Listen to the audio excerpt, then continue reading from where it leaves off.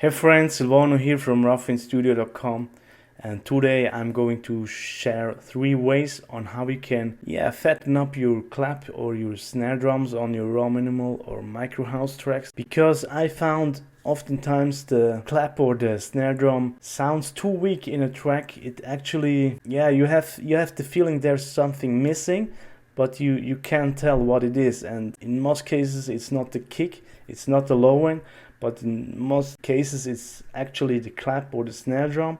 I have a good example today from a track from Bexu, Romanian producer, and there are only just a few drum parts: kick, a fake kick, we have a clap, one clap, we have a tom and hi-hats, and that's it. The rest is synths. I'm going to show you how we can fill up that gap for a more impactful snare or clap sound. So let's jump in. Let's quickly play that track without processing on the clap.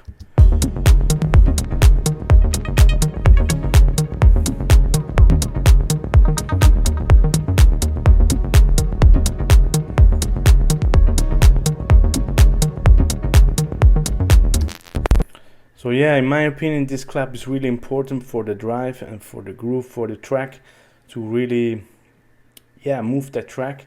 I had the feeling the clap could need a little bit more impact somehow. Let's quickly listen how it sounds with the processing.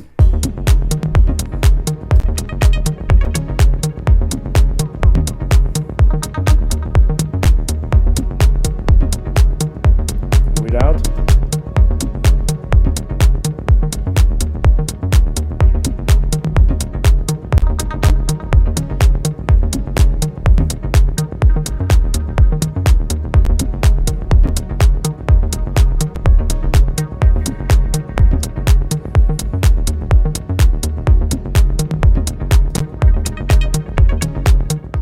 My goal was, with this processing that I did on this clap, to fill the gaps, because I had the feeling there haven't been really much of drum parts. There is just the kick, there's a fake kick with some click sound, then we have the clap and some toms here and there, and then there is just some closed hats. And further down just a few percussions, but in this loop there isn't any much of a percussion sound. So, and that's it, the rest is synth sounds. I had the feeling I need to beef up those drums a little bit, and the most important thing that I could find on this track was the clap. So I thought I can beef it up with fill the gaps, not only on the mids but also on the sides a little bit. So let's jump in on this clap. What I did first was just inserting a crystallizer from Sound Toys. I really just wanted to pitch down the clap a tiny little bit.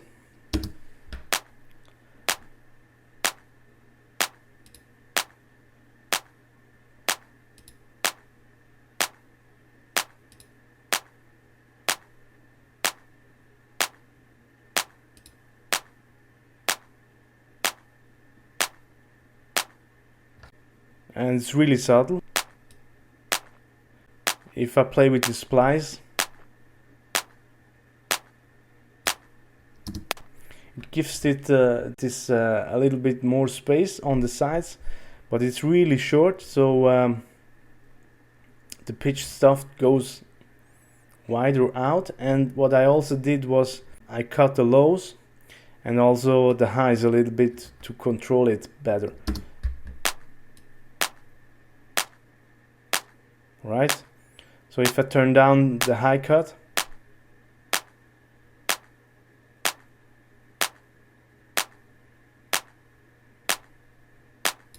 you can hear that fuzz on the sides, on the upper frequencies. I didn't like that because it messes around with the other stuff, with the synth sounds, and I really need that space for the synths and stuff. So I wanted to cut it. So the impact is more in the middle, right?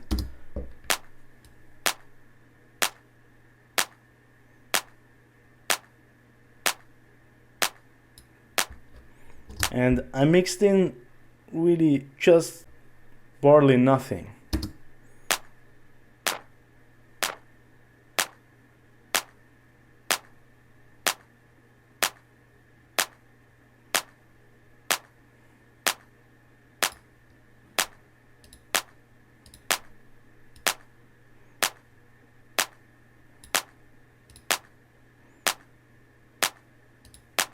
You know, you can't actually hear it, but you some kind of feeling it, and that's what I want to do. I want to feel it. If you listen to it, you don't actually think, oh, I can't hear it anymore. You just think, oh, there's something missing, but I don't know actually what it is, and it's so subtle. If we add this up with the other three things that we do later in this tutorial, we can come up with the impactful clap, so in the end. And what I also did on the clap was just giving it a little bit of space. This is the dry clap.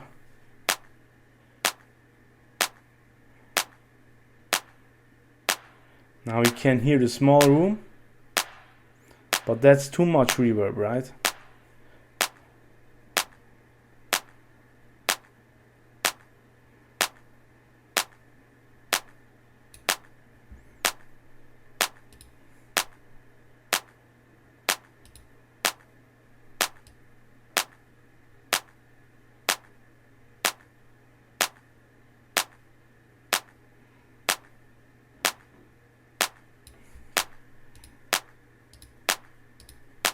And again, you can hear that there's something there, but you can't hear it. I just want to create a little bit of a bubble, if we put it that way, around that clap, right, with a little small reverb. So this is without the small reverb, it's really dry. And this is with reverb. And then let's add this crystallizer, the pitched one. So what I did next to fatten up the clap was I inserted the Ozone Exciter, which is actually a multi-band saturation tool. So I can select different bands, and I can also switch between mid and side processing. So I can process only the mids and between 250 Hertz up to 2 kilohertz, sorry. Yeah, you can really shape the sound with this tool. What I did was I selected a frequency range that I thought can beef up that clap a little bit, and used the analog setting and dialed it in a little bit. So let's see what I came up with.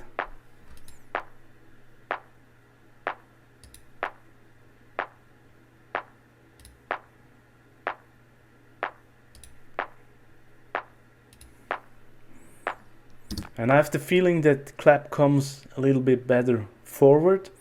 It maybe the attack has a little bit, a tiny little bit more impact, but it's subtle again.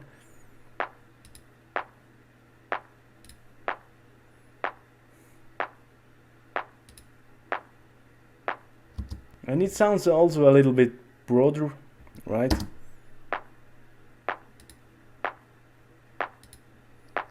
Because I processed also the sides.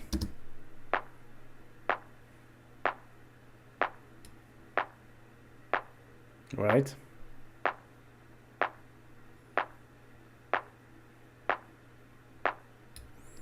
Can you hear that? That gap that fills up on the sides a tiny little bit. It's very subtle.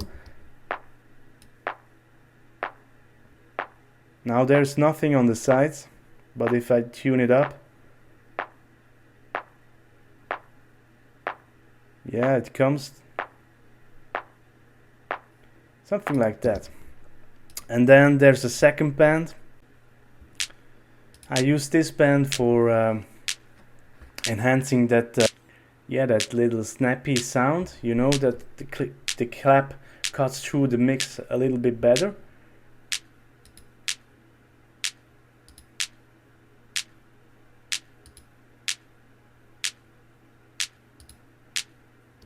And you can hear that snappy sound also cuts through a little bit better. It's just subtle again.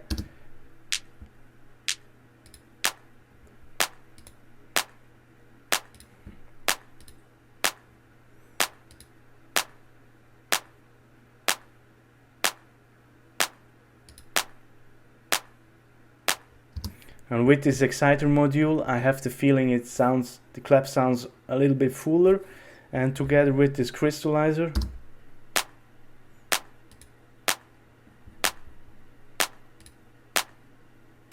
without, it sounds a bit fuller, but if we tune in the pitched down clap, we really have that impact. And so let's move on to the next processing. So the next thing what I did on the clap was using a little alter boy, another tool from Sound Toys. I really love those tools. And yeah, this little alter boy was firstly made for vocal tuning and pitching, so you can actually create some kind of yeah, you know, this pop vocal stuff, those T-Pain kind of things, auto-tune effects. But I thought, why not testing it on a clap? And what I did was I just pitched it down a tiny little bit, linked it to the formant setting to make it a little bit more fatter. Then you have a little drive knob here, which includes some saturation, analog saturation emulation from this Sound Toys Disapparator tool or plugin. And I also used the mode quantize, which actually tunes the formant to the next semitone. And in the sum, this made the clap really fatter and yeah, also a little bit wider.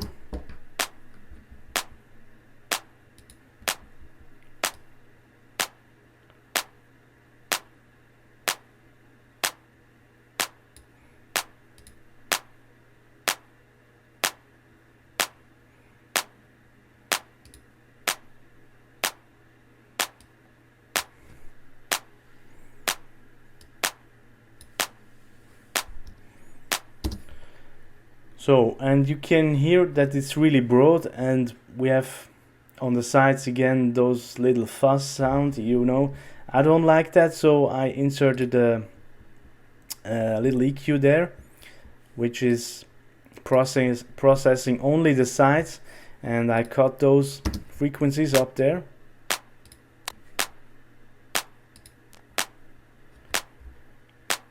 To control that. It also sounds a little bit phasey to me, but with this cut, the clap moves a little bit around, but has still that impact, and we still have some space for the synthesizer. So yeah, that's basically is the processing on that clap that I did. And let's check again, make a quick A/B.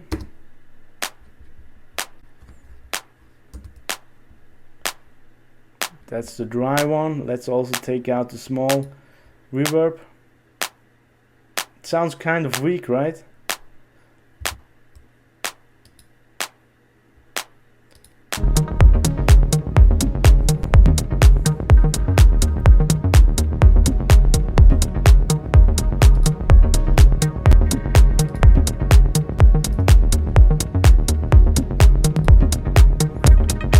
So now let's take it out, all the processing on the clap.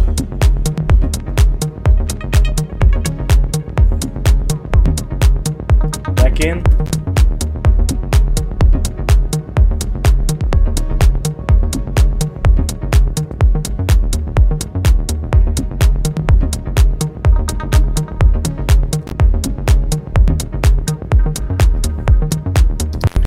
And I really have the feeling this little processing here fits in the clap better into the track. The track sounds rounder in my opinion, more pleasing to my ear. It's not so dry. It's also fills up the gaps on the sides, on the mids a little bit. And yeah, let's listen again.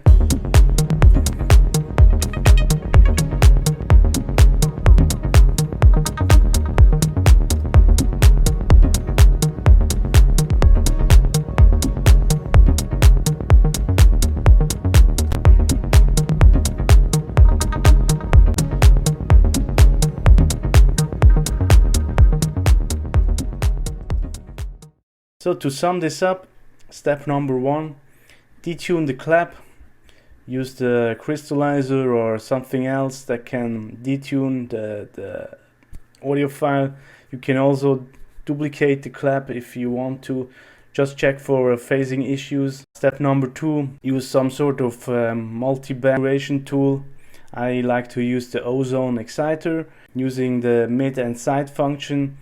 Step number 3, detune with this little alter boy from Sound Toys, using the quantize setting. Again, some saturation. Yeah, the last thing, if needed, cut the top end if you need on the sides, if it's too fuzzy out there, and to hold it a little bit together. So yeah, this is it. I hope you like it. I hope this was helpful and inspiring. If this was helpful, I have a little gift for you, which is my free 7-step low-end checklist. So it's packed full with all the tools, the techniques you need to mix a better low end, the kick, the bass, And yeah, go and check it out. I added it in the description below. Just go to the link and download it there. Thanks for watching. Thanks for your time. Cheers.